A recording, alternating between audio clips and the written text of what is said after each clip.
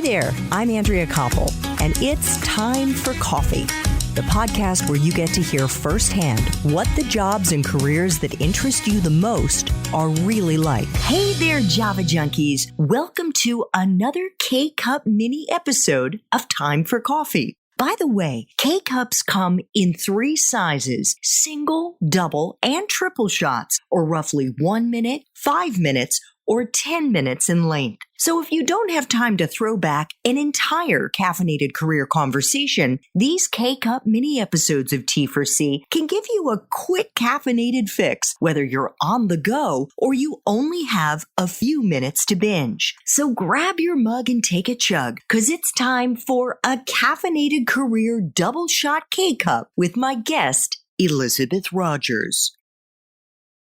So, Elisabeth, I'm wondering, what advice do you have for our young listeners who may want to get into this career, acting writ large, but specifically into narration of audiobooks? How should they go about starting? And is there a particular type or tenor of voice that is particularly well suited to this career? Oh, that's a really good question. It's funny. I don't know per se, because I spend time mostly with myself in the studio. I don't hear a lot of other voices, but from what I understand, it's pretty wide ranging. I think there is certainly the desire for some range, mellifluousness, what have you. Women with sort of deep, husky voices tend to fare pretty well. But then there are also, I know, women who have very young sounding voices who work all the time. A friend of mine, again, it's a matter of what niche where you sort of fall into vocally and I think acting wise. I have a friend who basically gets, I think she put it, angsty adolescents or angsty teenagers is what she always gets cast as. And that has everything to do with her vocal quality. So I don't think it's necessarily limiting. It's just, again, a matter of figuring out where you fit, what your vocal quality is right for. And that's not necessarily something that you can tell until you start to record, until you actually get on tape, as we used to say. It's not tape anymore, and have the ability to hear yourself and have somebody else who knows more about it listen to you. My advice as far as getting into it, breaking into it, is absolutely taking a class or classes with somebody who is reputable, specifically having to do with audiobooks, because voiceover technique and audiobook narration technique are very different things. I do not do commercial voiceovers. I know many people who do both, but I'm not one of them. I focus on audiobook narration, which is a very different animal. So as far as breaking into audiobooks or acting writ large, classes, study, I think, whether it's in school or whether it's in the evenings after work when you're out of school and in wherever you land city-wise and after your day job. And you will have to have a day job. You will have to have many day jobs.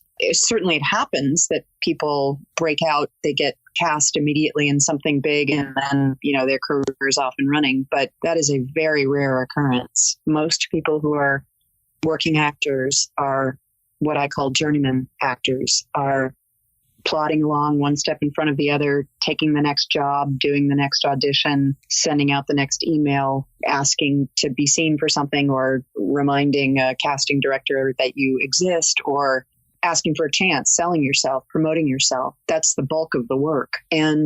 But working in a class is going to be the most valuable kind of information in the beginning to sort of tell you where you fit, if it's something for you. And there are lots of people who are experts at being able to teach that and help people with that. I'm not one of them, but I have many acquaintances who teach and teach really well and coach, whom I could connect. I can give you links and things like that to these people. That would be great. Yeah. I mean, are there some names that you want to just rattle off here? Yeah. And I can look them up and hyperlink to them? Absolutely. I would say for a beginner, check out the unions. If you're a member of the union, that's great. They often have open workshops that you can sign up for and go. And frequently there'll be somebody who's doing an evening workshop at the union, listening to people and giving them some feedback. There are classes all over the city as far as commercial voiceover technique, et cetera, et cetera. As far as audiobook technique, I first and foremost recommend my mentor, Robin Miles, who teaches fairly specific, very detailed technique. And she also coaches, but it's a very specific technique for sort of mapping out your process. For beginners who aren't sure whether it's something that they would be able to do or good vocally fit for, there's a young woman named Jamie Matler, who is an engineer, a producer, a director, and a narrator herself, and she does coaching. And she's really wonderful. I think she'd be a great place to start. There is a guy named Johnny Heller, who also sort of does introductory workshops, and he does them all over the country. And Paul Rubin would be, I think, more for somebody who's already gotten their foot in the door, but looking to really, really dig in deep and really improve and really expand their skills and capabilities. Paul Allen Rubin is a brilliant teacher and director. Thanks for tuning in to this K-Cup mini episode of Time for Coffee. If you want to listen to our entire caffeinated career conversation, please check out the show notes for this episode. Thanks so much for listening to Time for Coffee, where the professionals in the jobs that most interest you always have time to grab coffee, 24/7, no matter where you live. I have one quick favor to ask you. Remember to rate, review, and subscribe to Time for Coffee. Thanks so much.